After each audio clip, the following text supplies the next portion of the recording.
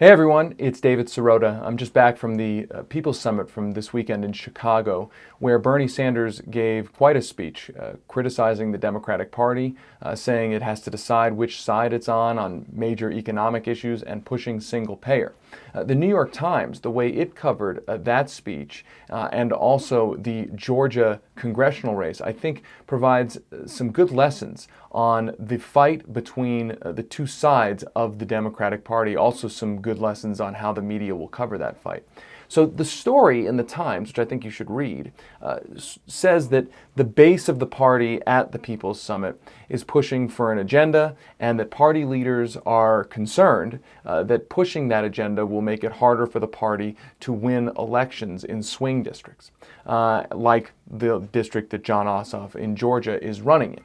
And it basically quotes Ossoff saying that there's no way that he will support, quote, any move to a single-payer healthcare system, and it quotes him saying that he will oppose efforts to raise taxes on the super wealthy. He's running in a conservative-leaning suburban district outside of Atlanta. And so the idea is that he doesn't want to alienate conservative voters in that district. And in the Times story, that is pitted against what Bernie Sanders and the progressive wing of the party is pushing for.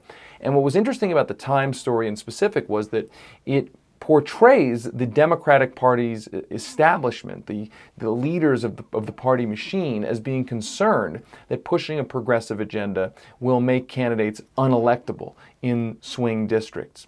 And what I think is important about the way that's framed is that these are the same set of party leaders who have been running the party as it's lost the White House, Congress, governorships, and more than 1,000 state legislative seats across the country. Now, not all of that has to do with the particular agenda that the Democratic establishment has been pushing. I mean, there's stuff like redistricting that changes the entire map of the electoral system.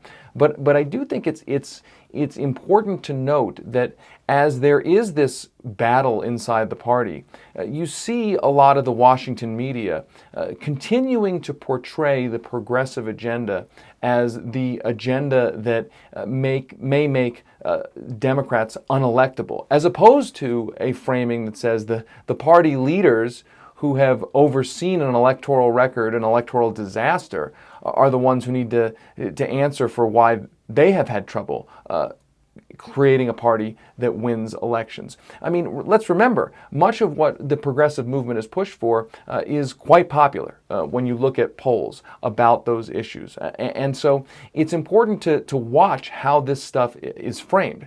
Now, when I interviewed Bernie Sanders after his speech for my podcast, I asked him, can the Democratic Party have a big enough tent? Should it have a big enough tent to include his views and the views of millions of progressives on economic issues, and also the views of candidates like, for instance, Jon Ossoff, who's saying he's diametrically opposed to some of the key economic positions on taxes and on healthcare that the progressive wing of the party has pushed. Here's what Sanders said. Look, I think in terms of the most important issues facing this country, which would include finally demanding that the wealthy and large corporations start paying their fair share of taxes, moving toward universal health care, rebuilding our crumbling infrastructure, raising the minimum wage, etc., etc. Vast majority of the people support those ideas. Now, there are more conservative districts, and I can understand somebody who's more conservative running for office. That's fine.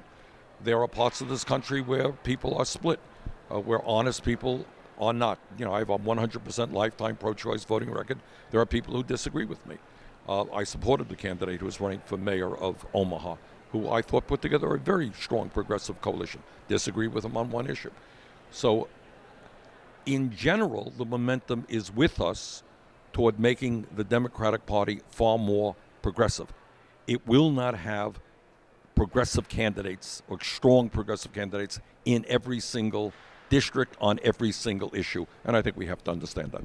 Now, Bernie right there seems to be making a pretty pragmatic argument, arguing that basically not every Democrat is going to be progressive on every issue, but that essentially, the way I hear him talking, essentially having the Democratic Party in power will allow for progressives in the party to have a better shot at enacting their agenda. I think it's a pretty shrewd argument. It's a pretty, again, pragmatic argument.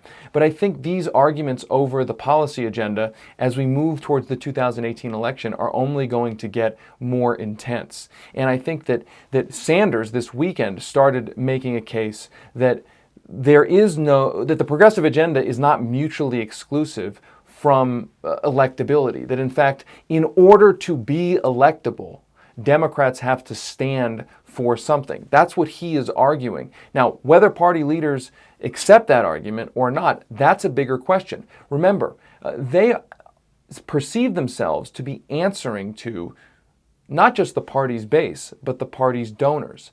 And the donors, the donor class, often wants different things than what the party's voters want. And so the party leaders who don't have a grassroots fundraising base, like the Sanders wing of the party, they are trying to, I think, sort of represent what their donors want without necessarily fully alienating the party's base. That's been their strategy, this attempt to balance things and kind of have it both ways.